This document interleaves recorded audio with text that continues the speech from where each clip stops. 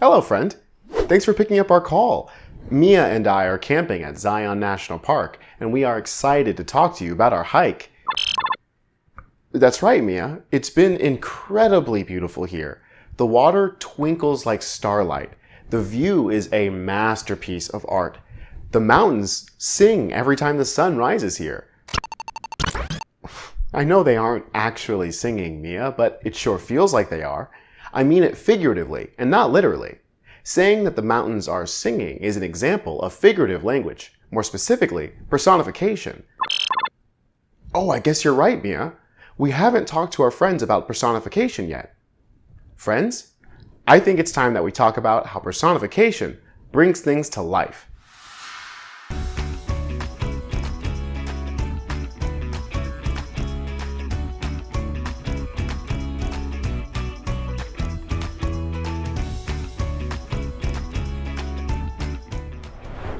Before we continue, make sure you follow along using your guided notes from the PDF. We've been learning about different types of figurative language, which is when words have meanings other than what is literally in the text. We've already talked about two different types of figurative language, such as simile and metaphor, where two unlike things are compared to create beautiful descriptions. Today, we will talk about another type of figurative language, which is personification. Personification is when non-human objects are described using human characteristics, emotions, or actions. Like similes and metaphors, personification compares unlike things. In a way, when you're writing personification, you're always comparing non-human subjects to humans. As humans, we are, of course, universally familiar with being human. This universal experience of being human is why personification is such an amazing tool for writers to connect to their audience. If I were to write a simile about the way that the stars looked last night, it might say, "The stars are like twinkling diamonds." A metaphor might sound like, "The stars are shining jewels in the night sky." An example of personification might be, "The stars smiled and grinned at night." Notice how the stars are the ones doing the action in that example of personification. The stars are described as doing the action of smiling and grinning the way a human would, which makes it an example of personification. If I wanted to talk more about the view of everything last night, we could use personification as a way to create descriptive imagery. I could use personification to say, "The wind was joyous and free." We are using human emotions like joyous and free in this sentence to describe the wind. Wind does not have emotion, but when we read this, personification helps us imagine the wind.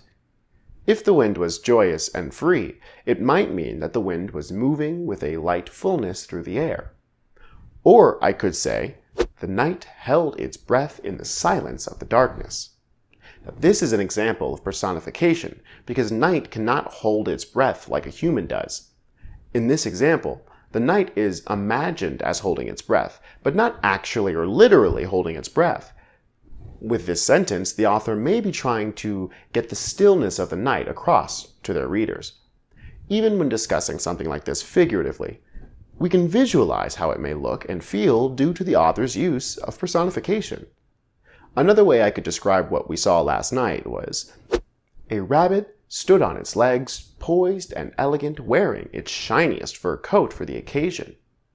Rabbits don't wear fur coats like a human would, as their fur is their skin. But phrasing it like this makes them seem more human-like. This sentence also gives the rabbit the human characteristic of elegance and poise to illustrate its pose. In those examples, the wind was joyous, the night was holding its breath, and the rabbit was wearing its best fur coat.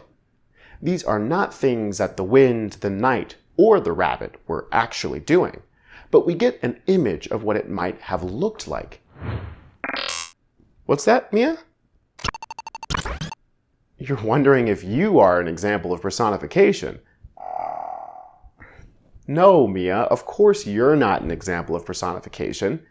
I know you are technically non-human, but we're actually having this conversation, right? Right. And if you were an example of personification, you wouldn't be talking to me. Do you see the sun up there, Mia? An author might say that the sun is smiling down on us. But is it actually smiling down on us? It definitely isn't. However, it is certainly shining a nice warm light. When we use personification and say that the sun is smiling, the sun is not literally or truly smiling. However, it might certainly feel or seem like it is. So, Mia, because you're literally speaking to me, you are not an example of personification. Personification gives us this imagery by comparing it to familiar human actions, not to describe literal things that are actually happening. Imagine a story about a rock named Herman trying to find their hat. Herman doing human actions such as asking others where his hat is not an example of personification. Herman's actions in his own story make him more than a piece of imagery, unlike what personification creates. This is because, like Mia, he is actually doing these actions within that story. Personification is meant to create imagery, not to describe what non-human subjects are literally doing. So if I were to create a description about how amazing and alive nature feels here, we can start by focusing on one non-human subject. For example, we can write a bit about the view we took in this picture here. Let's look at the rocks in this picture. If these rocks were human, what would it look like they were doing? Looking at it, they might be sitting, waiting, or maybe even admiring the view. We can also embellish this with a little more context to really paint a picture. How about, the rocks sat on the hillside and admired the view of the sunset over Zion National Park. In this sentence, the rocks are sitting, which is something that humans would also do when admiring a view. This visual creates a human connection that the author uses to speak to the imagination of different readers. Remember, personification puts human actions, emotions, or characteristics into non-human subjects. It creates beautiful imagery through these human actions that are never literally or actually happening. Oh, right, Mia, we have to go.